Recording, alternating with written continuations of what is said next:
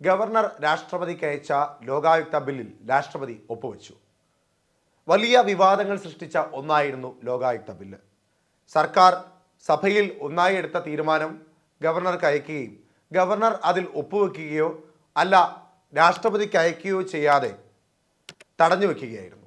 ഇതേ തുടർന്ന് വലിയ രാഷ്ട്രീയ ചർച്ചകളും പ്രക്ഷോഭങ്ങളും ഉണ്ടാകുകയും ചെയ്തിരുന്നു.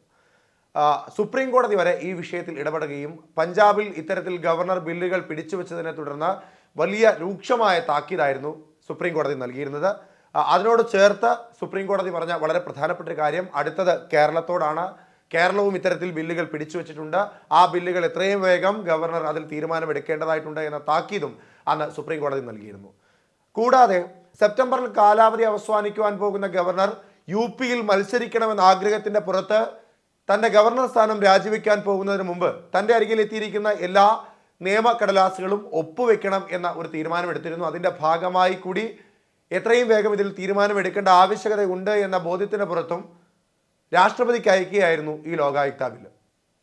ലോകായുക്ത ബില്ലിൽ രാഷ്ട്രപതി ഒപ്പുവെച്ചു. അതായത് കേരള സർക്കാർ വിജയിച്ചു, ഗവർണർ തോറ്റു എന്ന് തന്നെ പറയാം. പിടിവാശിയുടെ പുറത്തും കേരള സർക്കാരിനെ വലിയ തോതിൽ സമ്മർദ്ദത്തിലാക്കുക എന്ന ഉദ്ദേശത്തിന് പുറത്തുമൊക്കെ ആയിരുന്നു ഗവർണർ ലോകായുക്ത ബില്ല് പിടിച്ചുവെച്ചിരുന്നത്.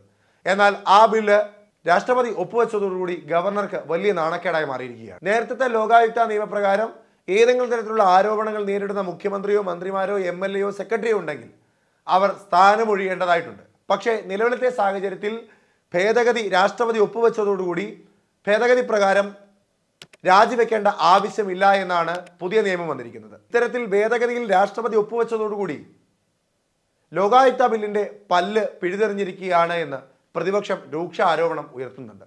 ഈ സാഹചര്യത്തിൽ ലോകായുക്ത ബില്ല് അംഗീകരിക്കുവാൻ വേണ്ടി മുഖ്യമന്ത്രി അടക്കമുള്ള മന്ത്രിസഭ മുൻപോട്ട് വെച്ച ഏറ്റവും പ്രധാനപ്പെട്ട ന്യായങ്ങളിൽ ഒന്ന് കേന്ദ്ര ലോക്പാൽ ബില്ലിനോട് ചേർന്ന് നിൽക്കുന്ന തരത്തിലേക്ക് ലോകായുക്ത ബില്ല് മാറണമെങ്കിൽ ഇത്തരത്തിലുള്ള ഭേദഗതികൾ ആവശ്യമാണ് എന്നുള്ളതായിരുന്നു ഒന്നാമത്തെ വാദം. പിന്നീട് പറഞ്ഞ വളരെ പ്രധാനപ്പെട്ട കാര്യം, രാഷ്ട്രീയപരമായി നിൽക്കുന്നവരാണ് മന്ത്രിയും മുഖ്യമന്ത്രിയും എല്ലാവരും. അത്തരത്തിലുള്ള രാഷ്ട്രീയ നേതാക്കന്മാർക്ക്, മുഖ്യമന്ത്രിമാർക്ക്, എം.എൽ.എമാർക്ക്, മന്ത്രിമാർക്ക് ഒക്കെ എതിരെ പലതരത്തിലുള്ള ആരോപണങ്ങൾ ഉയരും.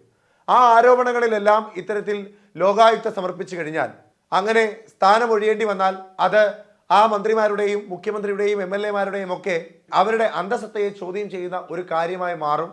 അതുകൊണ്ട് ലോകായുക്തയ്ക്ക് നൽകുന്ന ഇത്തരത്തിലുള്ള പരാതികളിൽ വിധി വന്നാൽ രാജിവെക്കേണ്ട ആവശ്യം ഇല്ല എന്ന ഒരു അവകാശവാദമായിരുന്നു സർക്കാരിൻ്റെ ഭാഗത്തുനിന്നുണ്ടായത്. ഈ രണ്ട് ആവശ്യങ്ങളെയും രാഷ്ട്രപതി ബില്ലിൽ ഒപ്പുവെച്ചതോടുകൂടി അംഗീകരിക്കപ്പെട്ടിരിക്കുകയാണ്. ഇതിൽ വല്ലാത്ത നാണക്കേട് നേരിടേണ്ടി വരുന്നത് ഗവർണർക്കാണ്. വലിയ രാഷ്ട്രീയ കോലാഹലങ്ങളായിരുന്നു ഇതേ തുടർന്ന് കേരളത്തിൽ ഉണ്ടായിരുന്നത്. മന്ത്രിസഭയിൽ ഭൂരിപക്ഷ തീരുമാനത്തിന്റെ അടിസ്ഥാനത്തിൽ സഭ പാസാക്കി വിടുന്ന ഒരു ബില്ലിനെ രാഷ്ട്രീയ നേട്ടങ്ങൾക്ക് വേണ്ടി അല്ലെങ്കിൽ സർക്കാരിനെ സമ്മർദ്ദത്തിലാക്കുന്നതിന് വേണ്ടി ഗവർണർ പിടിച്ചുവെക്കുകയായിരുന്നു. ആ പിടിച്ചുവെച്ച ബില്ലിൽ ഒന്നായിരുന്നു ലോകായുക്തയുടെ ഈ ഭേദഗതി ബില്ല്. അതും രാഷ്ട്രപതി ഒപ്പുവെച്ചിരിക്കുന്നു. ഇതിനു പുറകെ ഇനിയും ബില്ലുകൾ നിരവധി വരുമെന്നും ആ ബില്ലുകളെല്ലാം രാഷ്ട്രപതി അംഗീകരിക്കാൻ പോവുകയാണെന്നും ഇടതുപക്ഷം അറിയിക്കുകയും ചെയ്തു. ഇത് സർക്കാരിനെ സംബന്ധിച്ച് വലിയ നേട്ടമാണ്. രാഷ്ട്രീയപരമായി ഇടതുപക്ഷത്തെ സംബന്ധിച്ചും വലിയ നേട്ടം തന്നെയാണ്.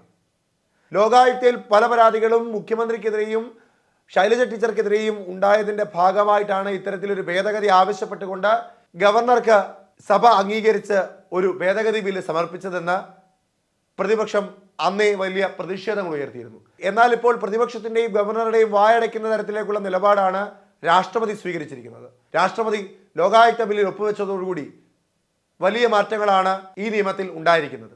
നേരത്തെ ലോകായുക്ത മുഖേന ഏതെങ്കിലും ഒരു പരാതി ഉന്നയിച്ചാൽ അത് മുഖ്യമന്ത്രിക്കോ മന്ത്രിമാർക്കോ എം.എൽ.എമാർക്കോ സെക്രട്ടറിമാർക്കോ എതിരാണെങ്കിൽ അവർ സ്ഥാനം രാജിവെച്ച് ഹൈക്കോടതിയിൽ അപ്പീൽ പോകേണ്ട ഒരു സാഹചര്യം ഉണ്ടായിരുന്നു. ഹൈക്കോടതി ആയിരുന്നു അതിൽ അപ്പീൽ അതോറിറ്റിയായി നിൽക്കുന്നത്, അല്ലെങ്കിൽ ഗവർണർ അതിൽ അപ്പീൽ അതോറിറ്റിയായി നിന്നിരുന്നു. എന്നാൽ നിലവിലത്തെ സാഹചര്യത്തിൽ സെക്രട്ടറിയാണ് ഇത്തരത്തിൽ ഒരു അഴിമതി ആരോപണത്തിനോ അല്ലെങ്കിൽ പരാതിക്കോ വിധേയനായി നിൽക്കുന്നതെങ്കിൽ, അല്ലെങ്കിൽ ലോകായുക്തയുടെ വിധി അദ്ദേഹത്തിനെതിരായി വരികയാണെങ്കിൽ ചീഫ് സെക്രട്ടറിയാണ് അതിൽ അപ്പീൽ അതോറിറ്റിയായി നിൽക്കുന്നത്. മന്ത്രിമാർക്കെതിരെയാണ് പരാതി വരുന്നതെങ്കിൽ മുഖ്യമന്ത്രിയാണ് അപ്പീൽ അതോറിറ്റിയായി നിൽക്കേണ്ടത്. എം.എൽ.എമാർക്കെതിരെയാണെങ്കിൽ സ്പീക്കർ ആയിരിക്കും അതിൽ അപ്പീൽ അതോറിറ്റി.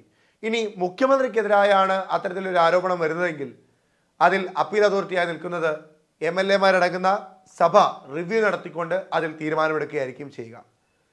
ഇത്തരത്തിൽ ഗവർണർക്ക് യാതൊരു പങ്കുമില്ലാത്ത തരത്തിലേക്ക് ലോകായുക്ത ബില്ല് മാറിയിരിക്കുന്നു. അത് സർക്കാരിനെ സംബന്ധിച്ച് വലിയ നേട്ടം തന്നെയാണ്. സർക്കാരിന് അതുണ്ടാക്കുന്ന രാഷ്ട്രീയ നേട്ടങ്ങളും വളരെ വലുത് തന്നെയാണ്. ഈ സാഹചര്യത്തിൽ ഗവർണറുടെ വായടയ്ക്കുന്ന തരത്തിലേക്കാണ് രാഷ്ട്രപതി ഒപ്പുവെച്ചതോടുകൂടി ലോകായുക്ത ബില്ലിൽ വന്ന ഭേദഗതികൾ ഉണ്ടാക്കുവാൻ പോകുന്ന മാറ്റങ്ങളും വരാൻ പോകുന്നത്. എന്തായാലും ഇത് തെരഞ്ഞെടുപ്പ് അടുത്തിരിക്കുന്ന സാഹചര്യത്തിൽ രാഷ്ട്രീയ കേരളത്തിൽ സർക്കാരിനും ഇടതുപക്ഷ പാർട്ടിക്കും വലിയ നേട്ടം തന്നെയാണ് നൽകുന്നത്.